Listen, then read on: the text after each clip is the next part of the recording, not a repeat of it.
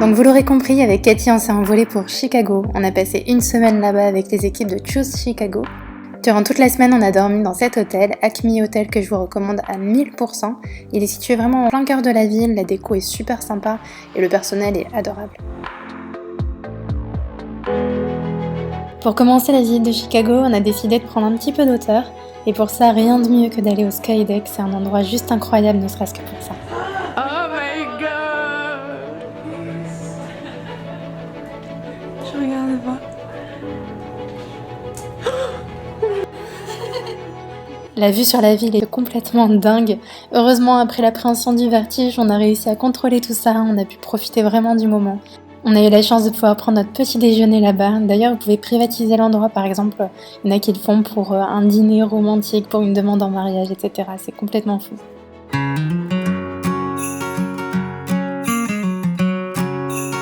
Il y a vraiment 1000 façons de décorer la ville de Chicago, notamment par la Riverwalk. Cette fois-ci, on a rencontré Sharon, qui fait une balade tout le long de la Riverwalk en vous expliquant un petit peu l'histoire, les bâtiments, etc. Elle fait partie d'une association et la visite est gratuite. La Riverwalk, c'était un de nos endroits préférés, on sent un petit peu comme en vacances. Autre manière de visiter la ville et découvrir un petit peu l'histoire de ces bâtiments, c'est de le faire par bateau. Même si comme nous, vous n'êtes pas vraiment des grands passionnés par l'architecture, c'est hyper intéressant de voir le contraste entre les bâtiments récents et les bâtiments plus anciens. Chicago, c'est quand même une des villes qui est reconnue pour son architecture. En fait, il y a eu un grand incendie dans les années 1800, tout a été détruit, ils ont dû tout reconstruire, et depuis, c'est devenu un petit peu un laboratoire d'architecture.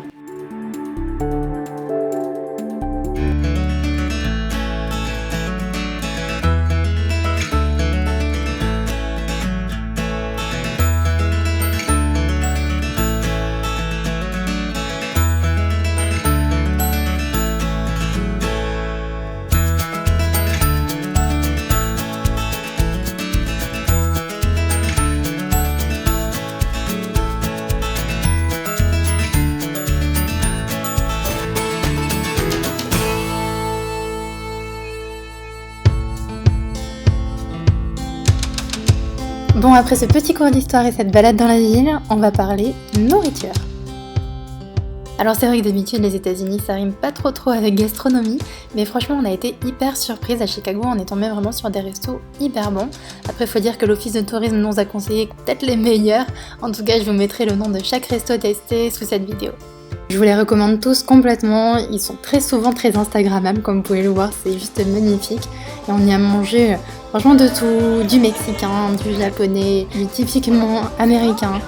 Certains restaurants avaient des thèmes aussi, donc ambiance de folie garantie, notamment avec celui-ci, où il y a plusieurs jeux, notamment des jeux de fléchettes. Ça nous a permis de nouer vraiment de vrais liens avec les autres blogueurs qui étaient là. On avait un blogueur du Brésil, un du Mexique, il y avait Julien aussi qui venait de la France et qu'on connaissait pas encore. C'est tous ces petits moments qui ont fait que ce séjour était encore plus beau.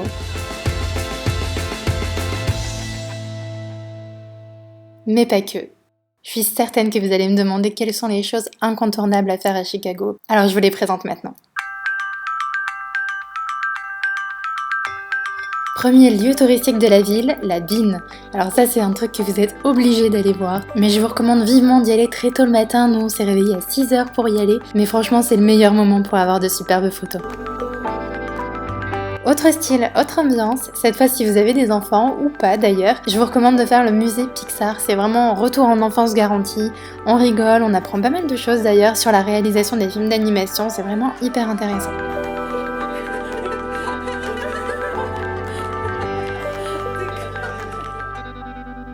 Bon, si comme moi vous êtes très gourmande, on va reparler un petit peu de nourriture, mais vous êtes obligés de passer par les États-Unis pour goûter un donut. Alors ici, les plus connus, c'est les Dunkin' Donuts, mais franchement, je trouve pas que ce soit les meilleurs. Pour moi, les meilleurs des meilleurs, c'est les Stan's Donuts.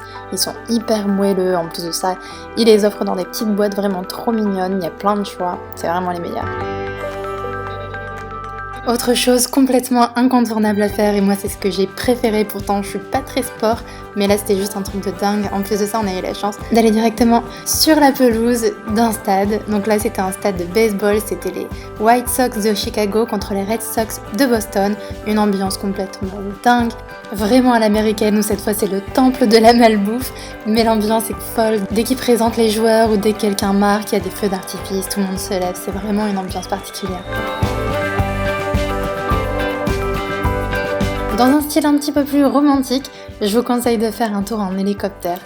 C'est juste encore une fois incroyable. Moi, c'était la première fois que je faisais un tour d'hélicoptère et au-dessus de Chicago, waouh! On l'a fait à la tombée de la nuit, toutes les lumières, tout ça, c'était fou.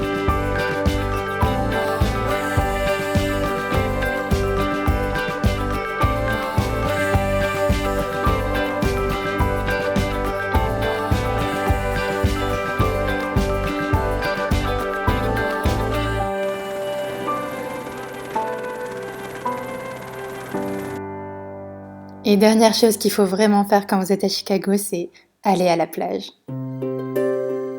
Et oui, parce que Chicago, c'est pas que des grands buildings, il y a aussi beaucoup de nature et c'est ça que j'adore dans cette ville, notamment la plage qui est sur le lac Michigan. Le lac est tellement grand qu'on a l'impression que c'est la mer. Là, on y était allé avec Cathy assez tôt le matin pour être un peu tranquille, mais parfois ça peut être aussi bondé de monde, les gens viennent en famille, font des barbecues, tout ça.